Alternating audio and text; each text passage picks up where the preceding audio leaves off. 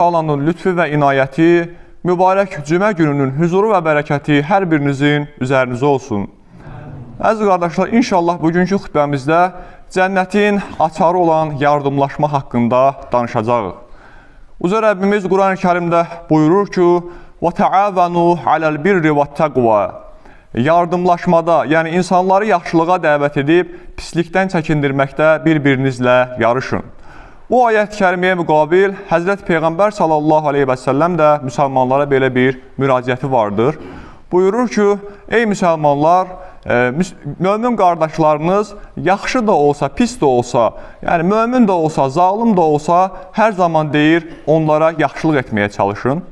Bu zaman səhabələr Peyğəmbərdən soruşur ki, ya Rasulallah, bəs biz bir insana yaxşılıq edərkən, o məzlumdursa, təbii ki, ona yaxşılıq edəcəyik. Bəs yaxşı, zalimdırsa, ona necə yaxşılıq edə bilərək deyə soruşurlar. O zaman Həzrət Peyğəmbər sallallahu aleyhi və səlləm buyurur ki, zalimə edə biləcəyiniz ən böyük yaxşılıq odur ki, onu günahdan çəkindirəsiniz və savab işləməyə təşviq edəsiniz. Həqiqətən də baxırıq ki, əziz qardaşlar, cəmiyyətimizdə bəzi müsəlman qardaşlarımız günah işlər görərək özlərinə bir baxma zülm etmiş olurlar və zalim kimi dinimizdə tanınırlar. Ona görə də həmin müsəlman qardaşlarımıza da İslam dininin gözəlliklərindən bəhs edərək onları dinə, imana dəvət etməyimiz eyni zamanda bizim üçün bir yaxşılıq mahiyyətində olmuş olur deyə Peyğəmbər sallallahu aleyhi və səlləm bizlərə bildirir. Və əziz qardaşlar, biz yaxşılığın mahiyyətini dində araşdırarkən Peyğəmbər sallallahu aleyhi və səlləmin bir hədis şərifi ilə qarşılaşırıq. Buyurur ki, möminlər bir-birlərinin qardaşlarıdır. Ona görə də deyir, necə ki, bir bədənin üzvlərində bir ağrı olduğu zaman bu bütün bədənə sirayət eləyirsə, eləcə də cəmiyyətdə deyir, bir müminin sıxıntısı olduğu zaman bütün müsəlmanların bu sıxıntını hiss etməsi lazımdır. Çünki möminlər sanki bir bədənin üzvləri kimidir. Ona görə də deyir, kim bir mömin qardaşının sıxıntısını aradan qaldırmağa çalışarsa, Allah da həmin insanın sıxıntısını aradan qaldırar. Və əziz qardaşlar, deyir, qiyamət günü bir nəfər günahkar insan Allah Taala'nın huzuruna çağırılacaqdır və Allah ondan soruşacaqdır. Deyəcək, ey günahkar, mənim sənə dünyada verdiyim ruzidən hansı istiqamətdə sərf elədin? O zaman qayıdacaq ki, ya Rəbbi, mən sənin verdiyin ruzindən köməyə ehtiyacı olan adamlara yardım etmək üçün istifadə etdim. Təbii ki, Allah Teala cömərtdir və cömərd olanları sevir buyurur Həzrət Peyğəmbər. Bu sözə müqabil uca Rəbbimiz deyər ki, bax, sən cömərd davrandın, mən səndən daha cömərdəm. Etdiyim bu yaxşılığa müqabil mən deyir, sənin günahlarını bağışladım və səni cənnətimə yerləşdirməyə qərarı aldım. Ona görə də bugün biz bir yaxşılıq etdiyimiz zaman bu eyni zamanda axirətdə Allahın bizə bir yaxşılıq edəcəyinin təminatçısıdır, əziz qardaşlar. Və deyir, məsələn, birinin başqasına borcu olarsa, həmin borcun ödənmə vaxtı gələndə, orada bir gecikmə yaşandığı halda, əgər ona bir möhlət verərsə və ya ümumiyyətlə o borcu ona bağışlayarsa, bu həmin adamın qiyamət günü heç bir kölgənin tapılmadığı bir yerdə Allahın kölgəsində kölgələnəcəyinin deyir bir təminatçısıdır eyni zamanda. Həqiqətən Peyğəmbər sallallahu aleyhi və səlləmin həyatına baxdıqda, deyir, Peyğəmbər sallallahu aleyhi və səlləm insanların ən cömərdi idi. Xüsusilə Ramazan ayı gəldikdə isə o cömərdlikdə əsən küləklərdən də önə keçərdi. Məsələn, bir dəfəsində bir nəfər gəlir, deyir ki, ya Rasulullah, sən nə qədər gözəl bir cübbən vardır, bu cübbəni mənə hədiyyə edərsən? Təbii ki, Peyğəmbərimiz ona bunu məhrum buraxa bilmir, deyir ki, əlbəttə ki, ona demək, səndən artıq deyir ki, verərəm. Sonrasında cübbəni ona hədiyyə edir. Bu zaman digər sahabələr onu cübbəni istəyən adamı qınamağa başlayırlar. Deyirsən, görürsən ki, Peyğəmbər özü kəsib yaşayır, onun elə də çox paltarı yoxdur. Niyə gedib məhz onun cübbəsini istədin? Bu zaman həmin soruşulan adam deyir ki, mən o cübbəni əynimə geyinmək üçün istəməmişəm. Onu özümə bir kəfən mahiyyətində istəmişəm ki, öldüyüm zaman məni o cübbədən kəfənləyərək torpağa tapşırsınlar. Yəni, bu eyni zamanda səhabələrin nə qədər böyük bir şuur içərisində iman yaşadıqlarını bizə bir göstəricisidir.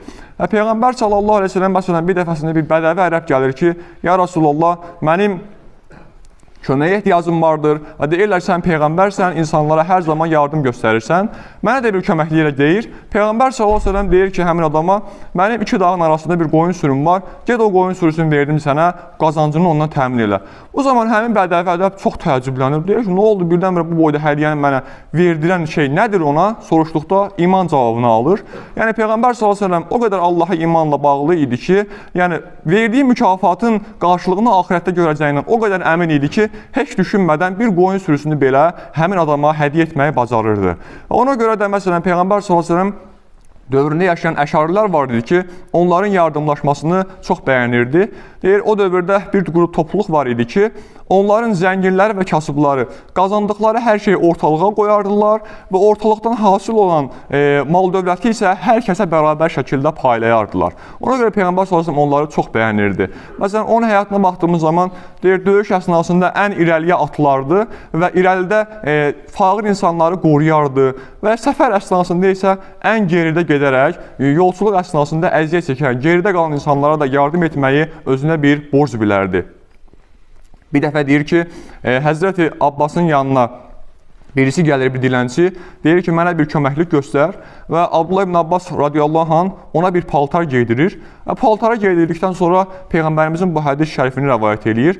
Deyir ki, kim bir mömin qardaşına paltar geydirərsə, həmin paltar möminin əynində olduğu müddətcə o paltarı hədiyyə edən insan da Allahın himayəsinə girmiş olar, deyir. Həzrət Əli radiyallahu anh'ın gözəl bir sözü vardı. Deyir ki, mənim bu dünyada sevindirən 2 dənə şey vardır. Bunlar məni həqiqətən çox xoşbəxt edir. Birincisi odur ki, cəmiyyət içərisində birisinin yardıma ehtiyacı vardısa, məni əməli salih olaraq görür və gəlib məndən istəyir. Yəni, bu, insanın gözündə məni əməli salih olaraq görməsi və eyni zamanda Allahın da məni bu şəkildə görəcəyinin xəbərçisidir deyə çox sevinirəm. İkincisi də Allah Teala yardıma o ehtiyacı olan insanların o ehtiyaclarını mənim əlimlə qarşılayır, deyir. Yəni, məni ortaya vasitəsi qıldığı üçün bu da məni həqiqətən deyir, çox sevindirir. Ona görə də insanlara köməklik göstərməyi deyir, mən qızıl və gümüş topluluq bir dağım olmasından daha üstün tuturam deyərək, burada o paylaşmağın nə qədər böyük dəyər olduğunu bizlərə göstərmiş olur. Və əziz qardaşlar, eyni zamanda onu da qeyd edək ki, biz bu günlərdə Azərbaycanda keçirilən Novruz bayramı ərəfəsindəyik və həqiqətən baxdığımız zaman onun da fərqinə varırıq ki, Novruz bayramı tərcümə edildikdə yeni gün anlamına gəlir və yeni gün demək bizim üçün bir ibrət olmalıdır. Məsələn, biz Ramazanın son 10 günündəyiksə, hər gecə tövbə eləyək və hər gecə tövbə etdiyimiz zaman o bir gecəsi Qədr gecəsinə düşəcəkdir inşallah ki və Qədr gecəsi vəsiləsi günahlarımız bağışlanacaq və sanki yeni günə günahlardan bağışlanmış şəkildə çıxma imkanı orada əldə edəcəyik. Baxdığımız zaman görürük ki, əziz qardaşlar, Novruz bayramı bizim milli bir bayramımızdır və deyir, sahabələr İslamın ilk dövrlərində Azərbaycana gələrkən orada Novruz bayramı ilə qarşılaşmışlar, amma onun qadağan edici haqqında bir fikir söyləməmişdilər yəni bizlərə. Məsələn, Buxarinin Tarix Əl-Kəbir kitabında keçir ki, Həzrət Əli radiyallahu anh'a bir günlərin bir yemək gətirirlər. Həzrət Əli deyir ki, bu yeməyi mənə nə münasibətlə gətirdiniz? O zaman qayıdır deyirlər ki, bunu bayram münasibətilə sənə gətirmişik. Həzrət Əli onlara cavab verir ki, hər gününüz Novruz olsun deyir. Yəni, hər gününüz yeni gün olsun deyərək, yəni bu bayramı bir etiraz etmir orada əziz qardaşlar. Təbii ki, burada xurafatlar vardır. Məsələn, qulaq pusması vardır ki, gedib kimisə evin pusmaq dinimizə görə uyğun gəlməz və yaxud da bir tonqanın üstündən tullanarkən orada ağırlığın, uğurluğun odlara deyilməsi, bu nədir? Bu bir xurafat əlamətidir eyni zamanda. Yəni, bu xurafatların təmizlənmiş şəkildə milli bayram olaraq qeyd edilməsində də burada heç bir problem yoxdur. Uca Rəbbimizə dua edək ki, Allah Teala rızasına uyğun bir şəkildə fədakarlıqlarla dolu bir həyat yaşamağı cümləmizə ikram eləsin.